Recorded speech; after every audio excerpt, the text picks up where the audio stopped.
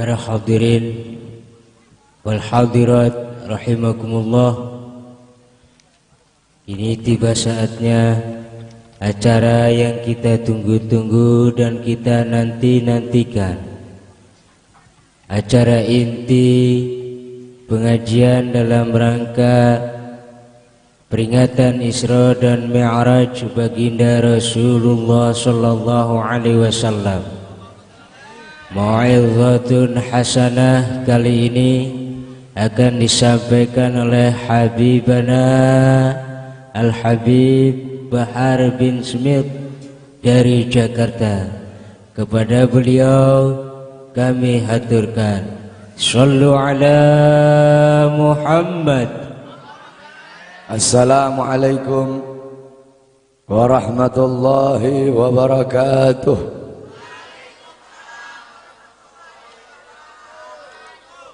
Bismillahirrahmanirrahim. Alhamdulillahil qawiyyi sultanuh, al-wadihil burhanuh, al-mabsut fil wujud karamuhu wa ihsanuh.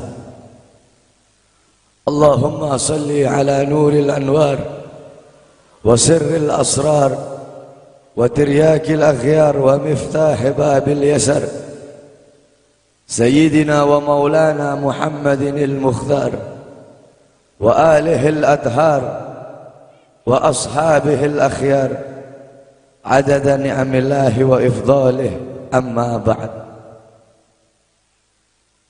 Yang saya cintai, yang saya muliakan para alim ulama, para habaib, para kiai, para asatid, para tokoh masyarakat, para aparat pemerintah, wabil khusus Al-Habib Abdullah ibn Muhsin Al-Muhdar, yang saya cintai, yang saya muliakan, guru kita bersama Kiai Haji Mahdi beserta para kiai, para asatid yang lain, yang saya cintai, yang saya muliakan, ketua panitia beserta seluruh panitia, ketua musalla Ar-Raudhah, imam musalla beserta seluruh hadirin dan hadirat, bapak-bapak, ibu-ibu, pemuda-pemudi umat Sayyidina Muhammad yang selalu dimuliakan oleh Allah Subhanahu wa ta'ala. Alhamdulillah, segala puji dan syukur kembali ke hadirat Allah Subhanahu wa ta'ala. Dialah Allah Subhanahu wa ta'ala, Tuhan seru sekalian alam. Dialah Allah, Raja yang menguasai segala kekuasaan. Dialah Allah Subhanahu wa ta'ala yang maha besar dari segala sesuatu yang besar. Yang besar selain Allah kecil. Dialah Allah Subhanahu wa ta'ala yang maha kaya dari segala sesuatu yang kaya. Yang kaya selain Allah miskin.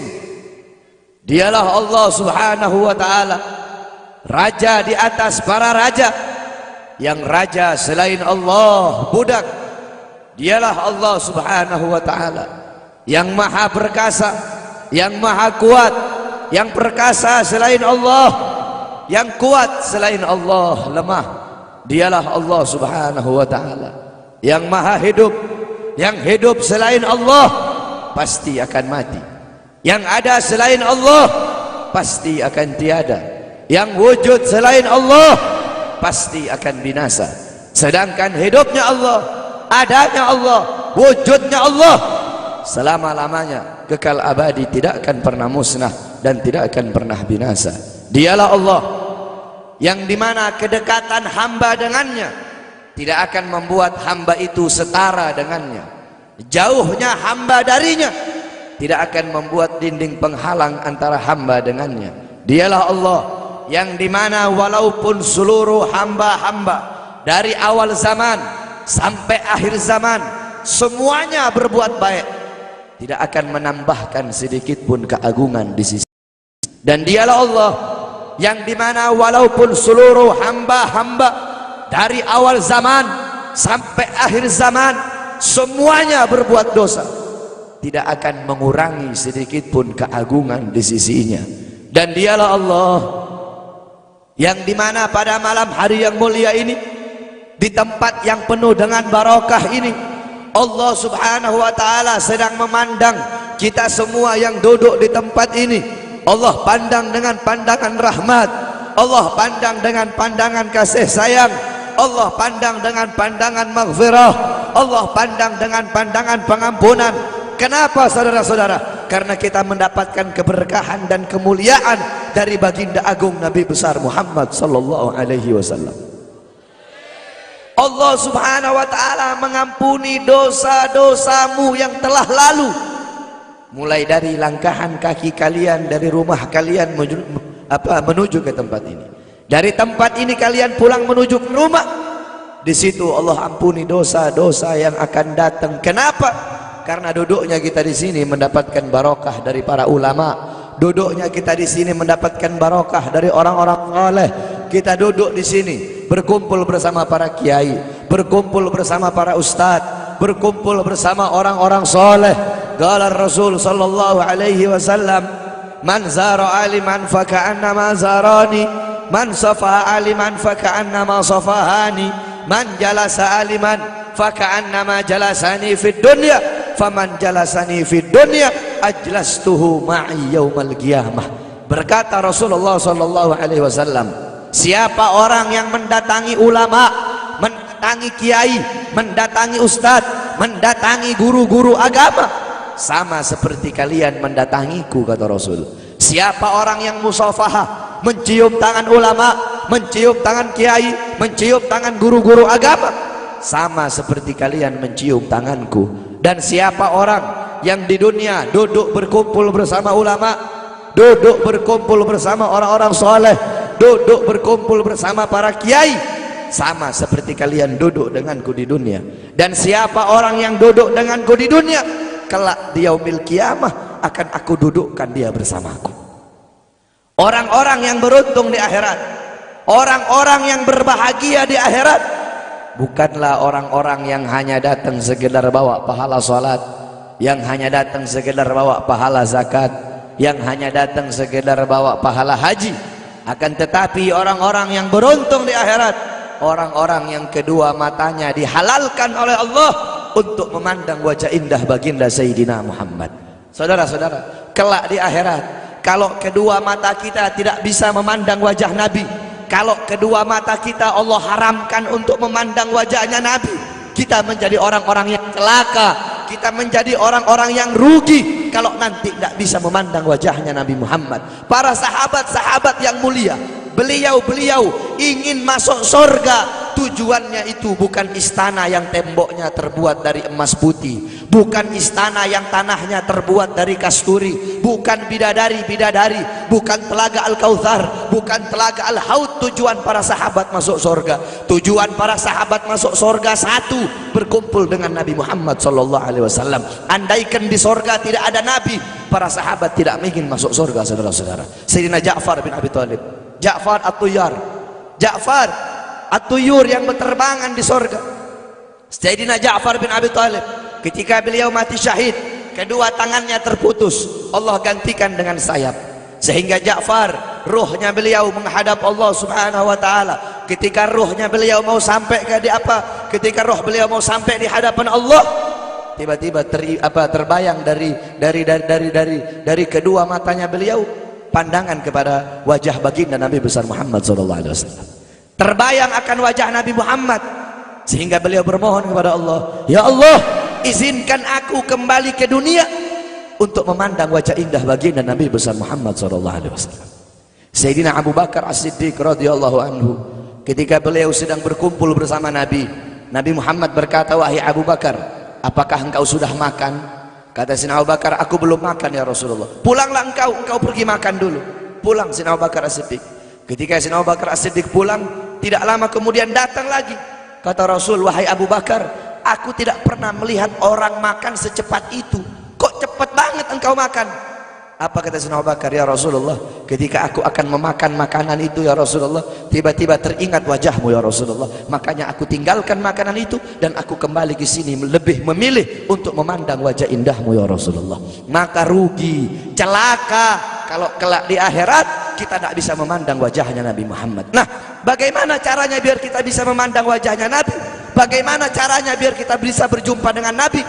Di akhirat kita tidak bakal bisa berjumpa dengan Nabi. Di akhirat kedua mata kita tidak bakal bisa memandang wajah Nabi. Kalau di dunia kita jauh dari majlis-majlis Nabi Muhammad. Kenapa? Karena kadar kedekatan kita dengan Nabi kelak di akhirat, jarak jauh atau dekatnya kita dengan Nabi nanti di akhirat, itu menurut kadar kedekatan kita di dunia dari majelis-majelis seperti ini. Jaraknya kita dengan Nabi nanti di akhirat itu menurut jarak jauh atau dekatnya kita di dunia dengan majelis-majelis seperti ini. Kalau di dunia kita dekat dengan majelis-majelis ilmu, dekat dengan majelis zikir, dekat dengan para pewarisnya Nabi, dekat dengan penyambung lidahnya Nabi, dekat dengan para ulama, dekat dengan orang-orang soleh, maka kelak di akhirat Allah pun akan kumpulkan kita bersama Nabi Muhammad. Kenapa? Karena majlis seperti ini, perkumpulan seperti ini warisan Nabi Muhammad. Nabi Muhammad tidak mewarisi harta, tidak mewarisi pangkat, tidak mewarisi jabatan, tidak mewarisi emas, tidak mewarisi permata, tidak mewarisi kekuasaan, tidak mewarisi dirham, tidak mewarisi rupiah. Warisannya Nabi ilmu, amal, akhlak, wara, khauf, ikhlas, sabar, takwa, istiqamah, ibadah, zuhud, qanaah. Ini warisan Nabi Muhammad. Sehingga kita duduk di sini untuk menerima warisannya Nabi. Abu Hurairah radhiyallahu anhu, beliau pergi ke pasar. Beliau berkata, wahai orang-orang pasar, di masjid sedang dibagi-bagikan warisannya Nabi. Yang berdagang menutup dagangannya, yang berbisnis menghentikan bisnisnya, mereka pergi ke masjid. Ketika mereka sampai ke masjid, mereka bilang, wahai Abu Hurairah, mana katanya sedang dibagi-bagikan warisannya Nabi? Di sini cuma ada halago-halago ilmu, cuma ada perkumpulan-perkumpulan ilmu. Apa kata Abu Hurairah? Perkumpulan ilmu, majelis ilmu, itulah warisan Nabi Muhammad. Kita duduk di sini menerima warisannya Nabi. Maka warisan mana yang lebih mulia selain daripada warisan Nabi Muhammad? Warisan mana yang lebih agung selain daripada warisan Nabi Muhammad? Warisan mana yang lebih berharga selain daripada warisan Nabi Muhammad? Warisan mana yang lebih bermanfaat selain daripada warisan Nabi Muhammad? Oleh karena itu bersyukur kita kepada Allah, karena Allah jadikan kita hamba-hamba yang duduk di majelis ilmu.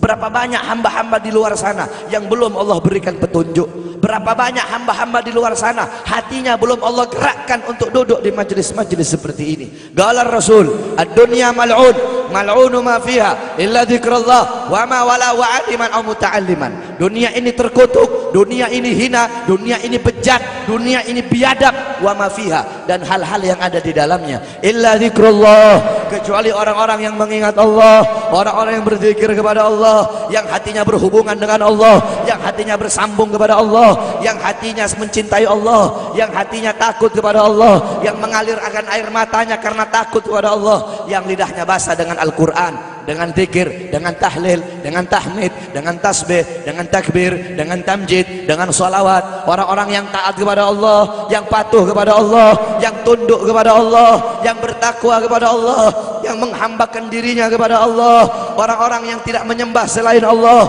orang-orang yang lupa kepada selain Allah, orang-orang yang di saat hamba-hamba yang lain sedang terlelap dalam tidurnya, mereka bangun, mereka bersujud, bertekuk lutut memohon kepada Allah Subhanahu wa taala. Orang-orang yang menghidupkan malam-malamnya untuk beribadah kepada Allah.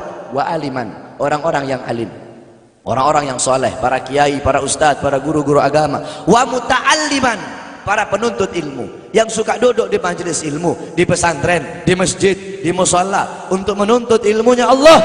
Cuma ini golongan yang mulia di muka buminya Allah. Selain daripada itu, yang sibuk dengan urusan dunia, yang sibuk dengan urusan harta, yang sibuk dengan urusan bisnis, yang sibuk dengan urusan pangkat, yang sibuk dengan urusan jabatan, siapapun, saya kek, kiai kek, habib kek, ustadz kek, lurah kek, camat kek, bupati kek, wali kota kek, gubernur kek, menteri kek, presiden kek, siapapun yang sibuk dengan urusan dunia sehingga lalai, sehingga lupa, sehingga ghafil, sehingga lupa kepada Allah, sehingga lalai dari kewajiban, maka termasuk dalam mal'un yang dikatakan oleh baginda Nabi besar Muhammad sallallahu alaihi wasallam.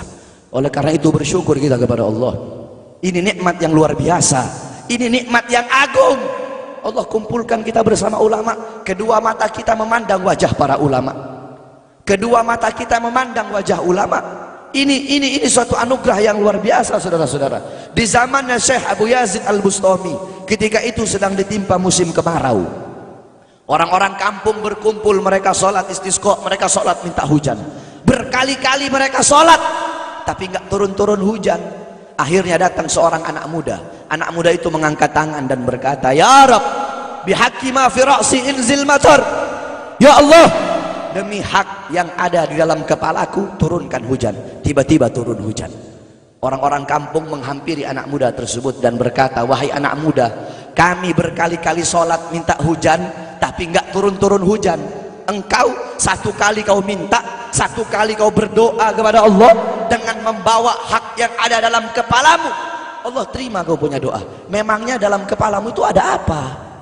Anak muda tersebut berkata, "Di dalam kepalaku ada kedua bola mata, yang dimana kedua bola mata ini pernah aku gunakan untuk memandang wajahnya Syekh Abu Yazid Al-Bustami. Berkat kedua mata, sebab kedua mata yang pernah memandang wajah beliau, sebab kedua mata yang pernah memandang wajah orang soleh, maka aku bawa kedua mata ini menghadap Allah dengan harapan agar Allah menerima doaku dan Allah pun menerima doaku." Itu kedua mata yang memandang wajah orang soleh. Maka bagaimana kalau kita duduk berkumpul bersama ulama? Kata Rasulullah, satu kali pandanganmu, engkau memandang orang alim, engkau memandang orang ahli agama, pandanganmu itu lebih mulia, lebih baik, lebih utama daripada engkau menyedekahkan 1000 kuda untuk orang-orang yang berjuang di jalan Allah. Fagil Mugaddam Muhammad bin Ali Ba'alawi, di zaman beliau, ketika itu beliau sudah meninggal. Fagil Mugaddam, beliau adalah Ustadzil A'dham. Beliau seorang guru besar. Beliau Syekhus Syuyuhus Syariah, gurunya para guru-guru syariat. Bukan guru syariat, tapi gurunya para guru-guru syariat. Qudwatul muhaqqiqin, pedoman para ahli hakikat, tajul a'immatil arifin. Beliau mahkota para ahli ma'rifat. Fagil Mugaddam, kakeknya para habaib, kakeknya Segaf, Wal Idrus, Al Habsyi, Al Attas bin Syahab, dan para habaib-habaib yang lain. Nah, Fagil Mugaddam dimakamkan di Zanbal. Zanbal itu pemakaman para aulia, pemakamannya orang-orang soleh, pemakaman para habaib. Dulu ada satu orang fasik, orang yang suka berbuat dosa. Ini orang fasik dikuburkan di dekat makam Zanbal. Ini orang fasik dikubur di dekat makamnya orang-orang soleh. Beberapa minggu kemudian ada seorang wali bermimpi. Seorang wali bermimpi bahwasanya orang fasik itu sedang disiksa oleh Allah, sedang diazab, sedang disiksa oleh Munkar dan Nakir. Tulang-tulangnya diremukkan. Tiba-tiba ketika dia sedang dalam penyiksaan, Fagil Mugaddam masuk ke dalam kuburnya orang fasik tersebut. Fagil Mugaddam masuk dan Fagil Mugaddam bilang, "Wahai Munkar Nakir, pergilah engkau. Jangan engkau siksa orang ini. Dengan engkau menyiksanya, teriakan dia, jeritannya dia mengganggu zikirku kepada Allah Subhanahu wa ta'ala." Orang fasik tersebut dapat syafaat hanya karena kuburnya dekat dengan makomnya orang soleh. Maka bagaimana kalau kita di dunia dekat dengan ulama, duduk bersama orang-orang soleh? Dalam sebuah athar, Allah Subhanahu wa ta'ala bertanya kepada Jibril tentang seorang hamba. "Wahai Jibril, tanya kepada hamba tersebut, apakah dulu ketika di dunia dia pernah duduk bersama ulama?" Ditanya oleh Jibril, "Tidak pernah, aku tidak pernah duduk bersama ulama." Tanya kepadanya, apakah dia pernah makan bersama ulama? Ditanya, dia bilang tidak pernah makan bersama ulama. Tanya kepadanya, apakah garis keturunannya ada yang bersambung kepada ulama? Ditanya, ternyata tidak ada. Apakah dia cinta ulama, kenal ulama? Tidak. Kata Allah, masukkan orang ini ke surga. Jibril berkata, kenapa kau masukkan ke surga? Dia nggak pernah duduk bersama ulama, tidak pernah makan bersama ulama, orang alim bukan. Kata Allah, karena dia mencintai seseorang, yang dimana seseorang yang dia cintai cinta kepada ulama. Orang itu tidak langsung cinta ulama, tidak, tapi dia mencintai seseorang. Seseorang yang dia cintai itu cinta kepada ulama. Lihat, begitu luar biasanya mencintai para ulama. Karena beliau-beliau para ulama, orang-orang soleh, mereka orang-orang yang merindukan Allah dan Allah merindukannya. Mereka orang-orang yang mengutamakan Allah di atas segala-galanya, sehingga Allah mengutamakan mereka di atas segala-galanya. Mereka para ulama, orang-orang soleh, orang-orang yang banyak menangis karena takut kepada Allah. Dengan sebab-sebab mereka, dengan keberadaan beliau-beliau, hujan masih turun dari langit. Dengan sebab beliau-beliau, orang-orang yang takut, yang banyak menangis, karena beliau-beliau, bumi masih menumbuhkan tumbuh-tumbuhan untuk kita. Andaikan tidak ada beliau-beliau, tidak ada para ulama, tidak ada orang-orang soleh, tidak ada para as-salafun soleh, tidak ada para solihin, tidak ada para waliullah, tidak ada orang-orang yang takut kepada Allah, langit tidak mau menurunkan hujan untuk kita, saudara-saudara. Oleh karena itu bersyukur kita kepada Allah. Allah kumpulkan kita bersama para ulama, Allah kumpulkan kita bersama orang-orang soleh. Ini kemuliaan yang Allah berikan kepada kita sebagai umat Nabi Muhammad. Saudara-saudara, kita duduk di majelis yang mulia ini untuk memperingati Isra wal Mi'raj baginda Nabi besar Muhammad sallallahu alaihi wasallam. Kita duduk di sini, kita tidak pernah memandang langsung wajahnya Nabi. Kita tidak pernah berjumpa langsung dengan Nabi. Kita tidak pernah duduk bersama-sama dengan Nabi. Untuk apa kita duduk di sini kalau bukan karena iman dan cintanya kita kepada Nabi Muhammad? Padahal kita tidak pernah berjumpa dengan Nabi, bertemu dengan Nabi tidak pernah, duduk bersama Nabi tidak pernah. Tapi kita beriman kepada Nabi Muhammad.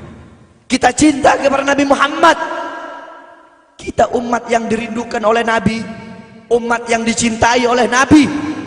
Rasulullah ketika beliau sedang duduk bersama para sahabat, Rasulullah berkata, wahai para sahabat, tahukah kalian golongan-golongan yang soleh? Tahukah kalian golongan-golongan yang mulia? Sahabat berkata, apakah para malaikat ya Rasulullah?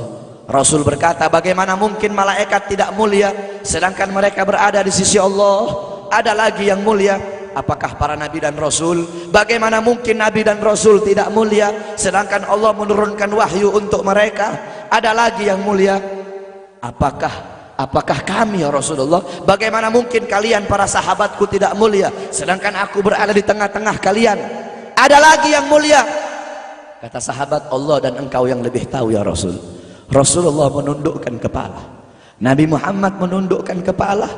Dari kedua pelupuk mata beliau mengeluarkan air mata, membasahi pipi beliau sampai ke janggutnya beliau.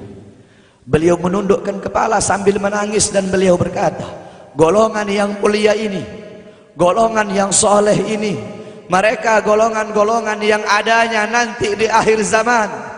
Mereka tidak pernah duduk bersamaku, mereka tidak pernah memandang wajahku, mereka tidak pernah mendengar langsung kata-kataku, akan tetapi mereka beriman kepadaku, kata Rasul. Mereka umat yang aku rindukan, mereka umat yang aku cintai. Tuba liman yarani wa amana bi, wa tuba summa tuba liman lam yarani wa amana bi. Sungguh beruntung orang-orang yang beriman kepadaku, kemudian orang-orang yang melihatku kemudian beriman kepadaku. Dan sungguh beruntung, dan sungguh beruntung, dan sungguh beruntung. 3 kali keberuntungan, 3 kali kemuliaan bagi orang-orang yang tidak pernah melihatku, akan tetapi mereka beriman kepadaku. Siapa? Kita umat Nabi Muhammad SAW. Kita tidak pernah memandang wajah Nabi, tidak pernah berkumpul dengan Nabi, tapi kita beriman kepada Nabi Muhammad. Apalagi kita umat Islam Indonesia, umat Islam Indonesia, umat yang dicintai oleh Rasulullah As-Sayyid Al-Habib Muhammad bin Alwi Al-Maliki. Ketika beliau berziarah ke makam Nabi Muhammad, dalam keadaan sadar beliau berjumpa langsung dengan Nabi Muhammad. Di belakang Nabi Muhammad ada ribuan orang. Habib Muhammad pun bertanya, ya Rasulullah, siapa yang ada di belakangmu ini ya Rasulullah? Ribuan orang ini, ribuan golongan ini, siapa ya Rasulullah? Rasulullah berkata, ini mereka yang ada di belakangku. Mereka adalah umat Islam yang aku cintai. mereka umat Islam yang ada di Indonesia, kata Rasulullah SAW. Kita dicintai oleh Rasul. Kenapa? Coba kita lihat di Indonesia, saudara-saudara. Kalau bulan Maulud, kalau bulan Rabiul Awal, di kampung-kampung, di musola-musola, setiap masjid, setiap langgar, setiap pesantren, setiap RT, setiap RW pasti bikin maulid Nabi Muhammad. Kalau udah bulan Rajab, setiap pesantren, musola, masjid, kampung, RT, RW pasti bikin Isra wal Mi'raj bagi Nabi besar Muhammad. Negara-negara yang lain, tempat-tempat yang lain tidak seperti kita, saudara-saudara. Makanya kita menjadi umat yang dicintai oleh Rasul, umat yang dimuliakan oleh Nabi Muhammad, umat yang dirindukan oleh Nabi Muhammad SAW. Allah berkata dalam Al-Quran, laqad ja'akum rasulun min anfusikum azizun alaihi ma'anittum harisun alaikum bil mu'minina raufur rahim. Hei sekalian umat manusia, yang kaya, yang muda, yang tua, yang muda, yang kaya, yang miskin, mulai pejabat sampai rakyat, ulama sampai umat. Hei sekalian umat manusia, laqad ja'akum, telah sampai kepada kalian, telah datang kepada kalian rasulun, utusan Allah, min anfusikum, dari golongan kalian manusia, azizun alaihi ma anittum, sungguh berat baginya penderitaan yang kau alami, sungguh berat baginya kesusahan yang kau alami. Sebelum kalian susah, dia lebih dahulu susah. Sebelum kalian menderita, dia lebih dahulu menderita. Sebelum kalian menangis, dia lebih dahulu menangis.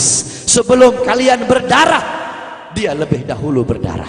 Azizun alaihi ma'antum harisun alaikum, dia menjaga kalian, menjaga akidah kalian, keyakinan kalian, tauhid kalian, syariat kalian, sholat kalian, agar kalian tidak menyimpang, agar kalian tidak tersesat, agar kalian tetap berada di jalannya Allah.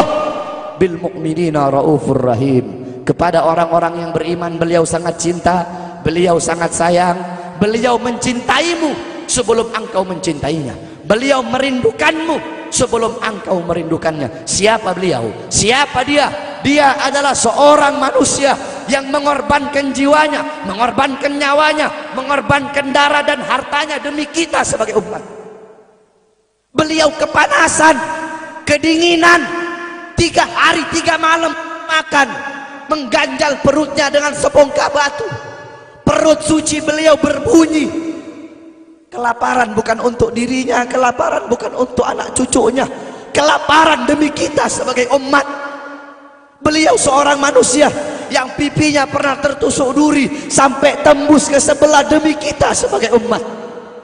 Beliau seorang manusia yang pernah wajah beliau dilempari kotoran demi kita sebagai umat. Lupakah kalian dengan air mata beliau yang menetes setiap malam demi kalian?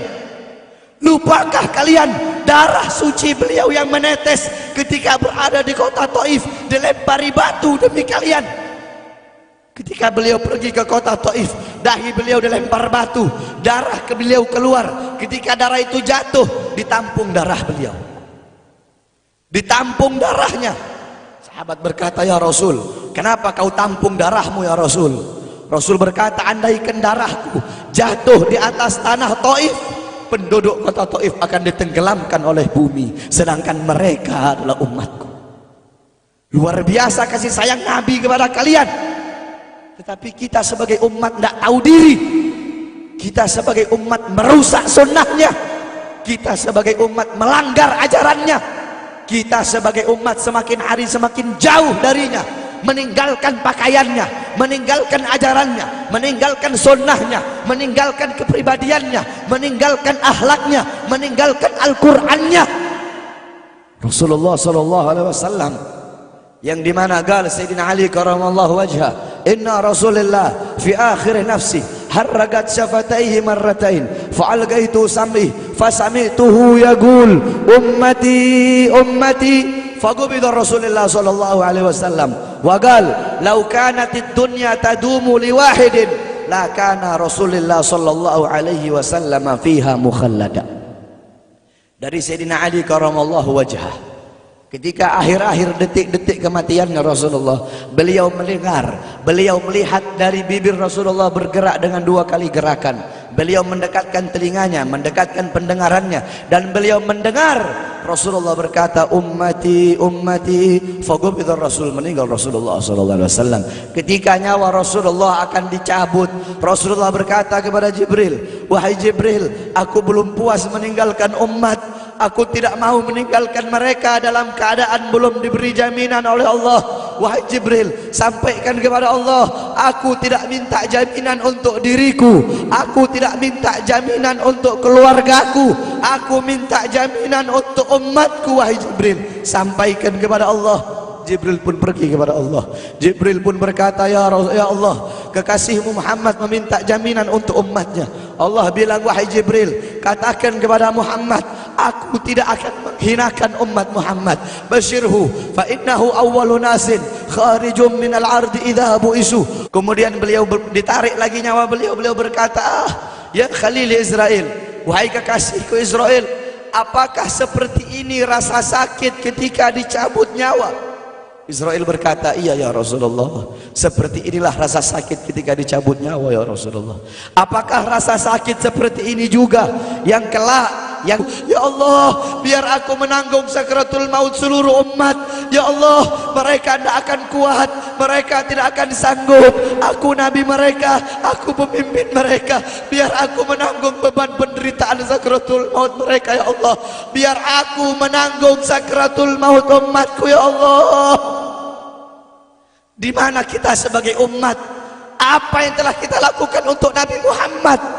Nabi berkorban untuk kita di saat detik-detik terakhir nafasnya, tidak memikirkan rasa sakitnya, tidak memikirkan pedihnya, tidak memikirkan beratnya.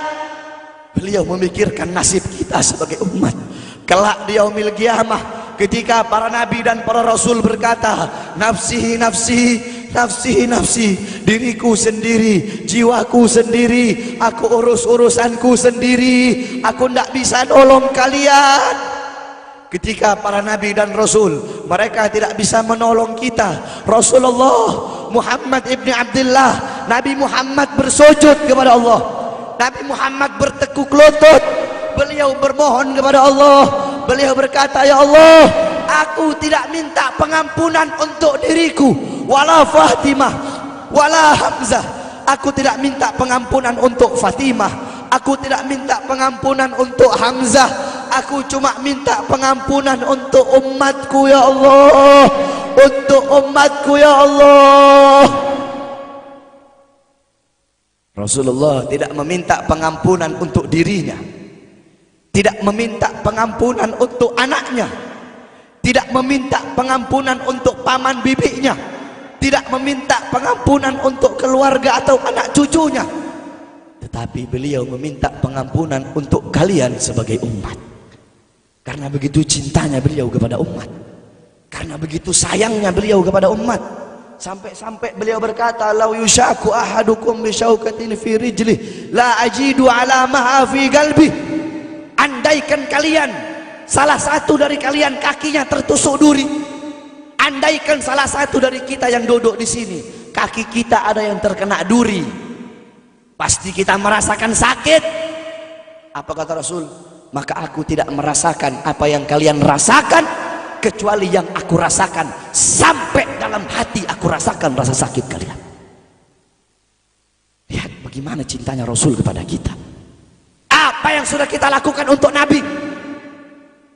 Sudahkah kita mengorbankan kedua mata kita untuk memandang hal-hal yang disukai oleh Nabi? Sudahkah mengorbankan kedua tangan kita memberi makan golongan-golongan yang dicintai oleh Nabi?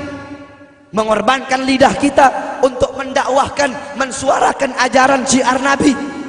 Sudahkah mengorbankan kedua kaki kita melangkah ke tempat-tempat yang diridhoi oleh Nabi? Kita masih belum bisa balas jasa Nabi, dan tidak akan pernah bisa membalas jasa Nabi Muhammad. Jangankan kita duduk di sini berjam-jam, walaupun kita duduk di sini sampai pagi kita duduk, seumur hidup kita duduk di sini, masih belum bisa membalas jasa Nabi Muhammad. Sekalipun kita merangkak, engkau merangkak, dari rumahmu menuju makam Nabi, merangkak bukan dengan kaki, merangkak bukan dengan bukan dengan tangan. Walaupun kalian merangkak dengan kedua mata dari rumah kalian menuju makam Nabi, itu masih belum bisa membalas jasa-jasa Nabi Muhammad sallallahu alaihi wasallam. Kita nggak bisa membalas jasa-jasa Nabi Muhammad. Kecintaan kita nggak ada apa-apanya. Apakah kecintaan kita lebih besar daripada kecintaan seorang anak kecil yang ada di zamannya Syekh Abdurrahman Ad-Dibai? Di zaman Syekh Abdurrahman Ad-Dibai, pengarang Maulid Diba, ketika beliau ingin berziarah ke makamnya Rasul, ketika beliau ingin ziarah ke makamnya Nabi, ada satu orang anak kecil ingin ikut berziarah. Maka kata rombongan, "Hai anak kecil, engkau tidak boleh ikut. Ini perjalanan memakan waktu berhari-hari, bisa 4 hari, 5 hari, bahkan sampai 1 minggu. Kau tidak boleh ikut." Pergi anak kecil tersebut. Pergilah rombongan Syekh Abdurrahman Ad-Dibai untuk ziarah ke makamnya Nabi. Tanpa sepengetahuan rombongan, ternyata anak kecil tersebut bergelantungan di bawah kereta kuda Syekh Abdurrahman Ad-Dibai. Anak kecil itu bergelantungan. Dia sampai berhari-hari gak makan, gak minum, gak tidur. Hanya apa? Hanya ingin pergi ziarah ke makam Nabi. Saking cintanya kepada Nabi Muhammad, dia sembunyi-sembunyi bergelantungan di bawah kereta. Gak makan, gak minum, gak tidur berhari-hari. Sampai ketika sampai di Madinah, itu anak kecil jatuh. Itu anak kecil terjatuh. Rombongan bilang, "Bukankah ini anak kecil yang waktu itu mau ikut? Berarti sudah berhari-hari dia di bawah kereta ini, dia nggak makan, dia nggak minum, dia nggak tidur." Anak kecil itu berlari. Anak kecil itu berlari sampai dia terjatuh. Saking bahagianya, dia sudah sampai di Madinah. Dia ambil debu-debu Madinah, pasir Madinah, dia ambil, dia usapin ke mukanya. Saking bahagianya, sampai itu anak mati. Anak kecil tersebut mati membawa kecintaannya kepada Nabi Muhammad. Anak kecil itu mati, gak makan berhari-hari, gak tidur, gak minum, hanya ingin ziarah ke makam Nabi Muhammad. Padahal anak kecil itu tidak pernah memandang Nabi, tidak pernah berkumpul dengan Nabi, tapi kecintaannya luar biasa kepada Rasulullah. Akhirnya anak itu dimakamkan oleh Syekh Abdurrahman Ad-Dibai di Madinah. Anak kecil itu dimakamkan di Madinah. Nah, setiap tahun Syekh Abdurrahman Ad-Dibai ziarah ke makamnya Nabi, pasti ziarah ke makam itu anak kecil. Yang anehnya, setiap Syekh Abdurrahman Ad-Dibai ziarah, makam anak kecil tersebut, kubur anak kecil tersebut bergeser dengan sendirinya mendekati makam Nabi Muhammad SAW. Sampai sekarang makam anak kecil itu ada di samping Masjid Nabawi. Saking cintanya anak kecil tersebut kepada Rasulullah SAW. Kecintaannya kita nggak ada apa-apanya. Kita tiap hari maksiat, tiap hari berbuat dosa, melakukan hal-hal mungkarat, dhalalat, sayyiat. Takutlah kita kepada Allah. Kembalilah ke ajaran Nabi Muhammad. Jadikan beliau sebagai teladanmu, jadikan beliau sebagai pedomanmu. Hidupkan rumah tanggamu dengan ajaran beliau. Hidupkan kampungmu dengan dengan ajaran dan sunnah beliau. Jadikan rumah tanggamu rumah tangga Sayyidina Muhammad, kampungmu kampung Sayyidina Muhammad, desamu desa Sayyidina Muhammad, kotamu kota Sayyidina Muhammad. Man tasyabbaha biqaumin fahuwa minhum. Barang siapa yang mengikuti suatu kaum, maka dia sama dengan kaum tersebut. Kalau engkau mengikuti Nabi, mengikuti ajarannya Nabi, mengikuti sunnah-sunnahnya Nabi, Rasul yang kau jadikan teladan, Rasul yang kau jadikan pedoman, maka beliau-beliau dimuliakan oleh Allah, kita pun akan dimuliakan oleh Allah. Kita lihat anak-anak muda kita zaman sekarang, pemuda-pemudi kita zaman sekarang, yang dijadikan teladan bukan Rasul, yang dijadikan teladan bukan Nabi Muhammad, bukan sahabat, bukan ahlul bait, bukan tabi'in, bukan ulama, bukan solehin. Anak-anak muda kita mengikuti budaya barat, mengikuti pola pikir barat, gaya hidup barat, gaya berpakaian barat, meninggalkan ajaran Nabi Muhammad, meninggalkan pakaian Nabi dan memakai pakaian musuh-musuh Nabi Muhammad. meninggalkan kepribadian Nabi dan memakai kepribadian musuh-musuh Nabi Muhammad SAW. Berapa banyak anak-anak muda kita di Indonesia rela menahan sakit, menindik kupingnya, dia tindik kuping, tindik bibir, tindik telinga, semua satu muka ditindik, ditato, rela tahan sakit. Untuk apa? Untuk mengikuti idolanya orang-orang barat. Tetapi sudahkah anak-anak kita rela menahan sakit, duduk lama-lama di majelis Nabi Muhammad? Sudahkah anak-anak muda kita rela menahan sakit, iktikaf di masjid? Kenapa?